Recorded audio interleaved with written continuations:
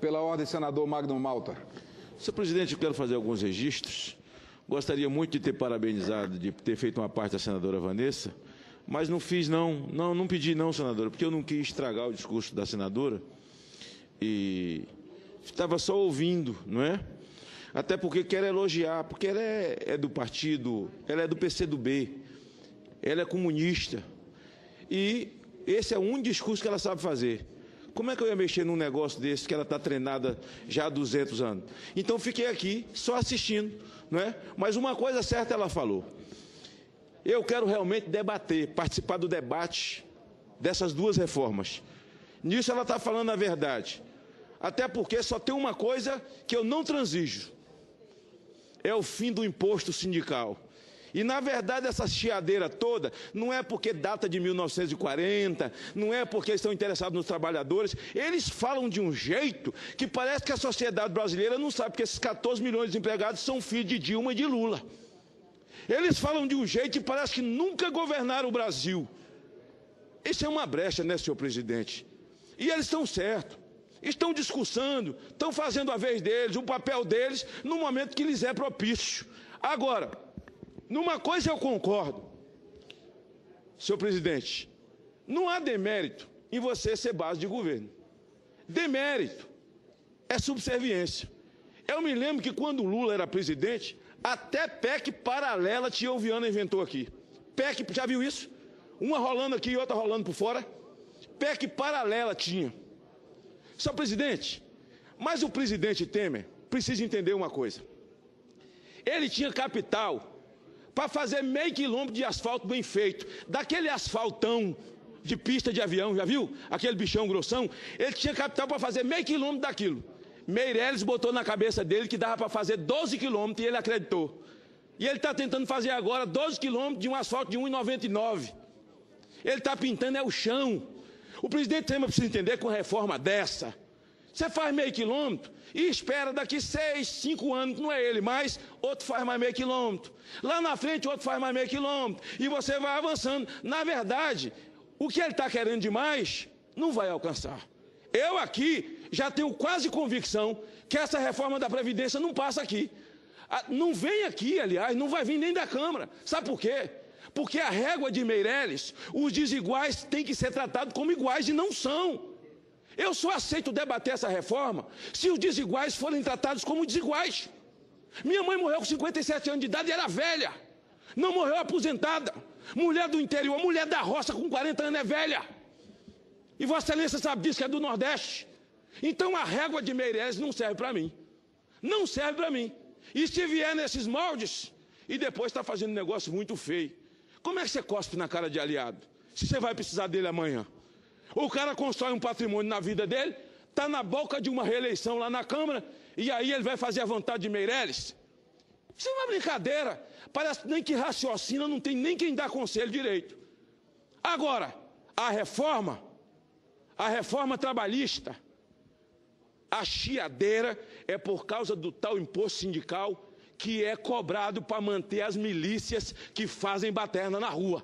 Esse imposto tem que tirar, para ver como é que eles vão se virar, sem dinheiro, para encher ônibus, pagar pessoas, depedrar, botar fogo, como eles têm feito. E estão dizendo que estão anunciando que vão parar mais 40 milhões de brasileiros de novo, porque os brasileiros não pararam, eles foram parados pelos milicianos queimando pneu na rua. Senhor presidente, nenhuma coisa a senadora Vanessa está correta. Eu quero debater. Quero participar do debate. Já afirmo com relação à Previdência. A Previdência, se por uma sorte do destino passar na Câmara, porque eu acho que não vai passar, eu aqui, acho que não vai passar, porque a régua de Meirelles não é a régua dos outros. Desiguais têm que ser tratados como desiguais. Se chegar nessa casa, com a mesma régua, não contará comigo, e muito pelo contrário, eu estarei fazendo um debate invertido, senhor presidente, porque é absurdo os absurdos. Presidente Temer, vai meu conselho agora. Faça meio quilômetro bem feito. Não tente fazer 12 quilômetros de asfalto em 1,99, que é a primeira chuva desmancha. Desmantela. E ao invés de passar para a história como o presidente das reformas, Vossa Excelência perder essa oportunidade. Até porque já alcançou muita coisa. Chamar o povo para um sacrifício de 20 anos e ter aprovado isso. Vivas! Vamos avançar. Coisas boas aconteceram. É verdade, disse a senadora Vanessa, o Brasil não melhorou, mas parou de piorar. Porque o Brasil começou a piorar, foi no meio, a partir do meio desses 13 anos, dessa presidenta arroganta, perdulária, mulher sápias. Presidente, eu gostaria de fazer um registro sobre a fracassada greve do dia 28. Eu ouvi o senador Lindbergh falando aqui que 40 milhões de brasileiros pararam, trabalhadores. Eles foram parados. Eles foram parados por meia dúzia de milicianos que foram para a rua revoltados porque a Câmara tirou deles o chamada contribuição sindical forçada. E nós não teremos mais, nós vamos manter aqui no Senado essa boquinha, essa mamata vai acabar. Então, olha, posso continuar, senhor presidente? Prossiga. A senadora Gleice, inclusive, é a primeira inscrita após as questões, a palavra de ordem de Vossa Excelência e do senador Petecão. Conclua, por favor, senador Magno. Senhor presidente, 40 milhões pararam? Não, eles foram parados. Os milicianos queimaram pneu, o pneu fez o papel. Fecharam as vias, fecharam rodovias. E milhões, quem sabe uns 38 ou 39 milhões, deixaram de chegar ao trabalho. E aqueles que chegaram ao trabalho foram impedidos de entrar no seu ambiente de trabalho, porque os milicianos, revoltados com a perda do chamada contribuição sindical, que aliás tem um projeto mais antigo aqui do senador Petecão nessa casa, que a casa não se dispôs a votar e já deveria ter votado. E no final dessa boquinha, na verdade eles foram para a rua revelar a sua revolta. Agora quero dizer a última coisa. Quem é que convocou a greve do dia 28? Quem convocou? Aqueles que destruíram o país. Aqueles que produziram 14 milhões de desempregados. Aqueles que mandaram nosso dinheiro para Cuba, para Venezuela, para o índio da Bolívia, que deram os nossos dinheiros para o Kirchner e pagaram João Santana milhões de dólares no exterior para poder eleger presidente de El Salvador, um país importante para o mundo, com todo respeito ao povo. Levaram para lá o nosso dinheiro. João Santana virou o marqueteiro da América Latina, o capeta. Elegia todo mundo com o dinheiro do Brasil. João Santana, o capeta do marketing, com o dinheiro, suor e sangue do povo brasileiro. Vamos parar de brincadeira, vamos parar de zombar, vamos parar de anarquia, porque o povo brasileiro não aguenta mais isso. Aí a gente ouviu um negócio desse. Eu ouvi isso pelo rádio do meu querido atleta, praticante de Ironman, o senador Lindbergh, meu amigo atleta, que 40 milhões de trabalhadores pararam. Ledo, engano e não procede. Há uma inverdade em tudo isso. Senhor presidente, eu encerro a minha fala dizendo o seguinte: se o ponto dos grevistas foi cortado, tudo na vida pressupõe sacrifício. O direito de greve é legítimo, está na lei. O país reconhece e sabe. Agora, quem se dispõe a ir para a greve, sabe também que há um preço a ser pago.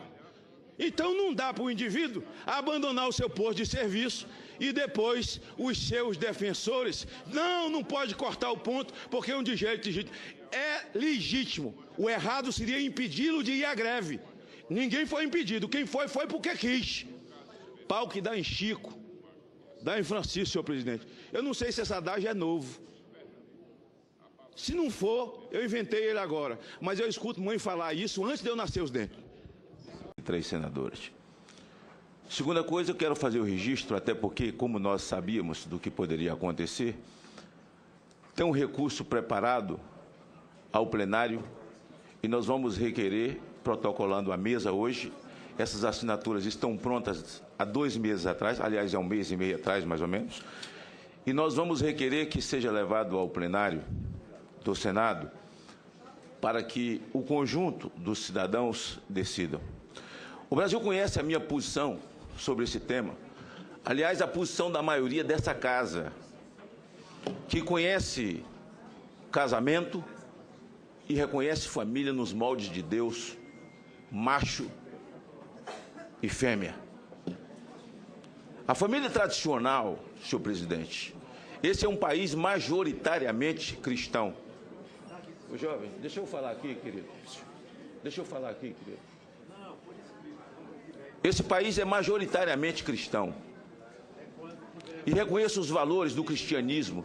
E alguns me fazem pergunta, o senhor fala isso porque o senhor é de confissão evangélica por causa da Bíblia? Claro, a Bíblia é minha regra de fé e prática. E a minha prática de vida e a minha prática de militância política tem toda a relação com a fé que eu professo. Até porque essas perguntas só valem fora do processo eleitoral. Mas dentro do processo eleitoral, todos aqueles que não acreditam na família tradicional... Senhor presidente, o senhor me garante a palavra?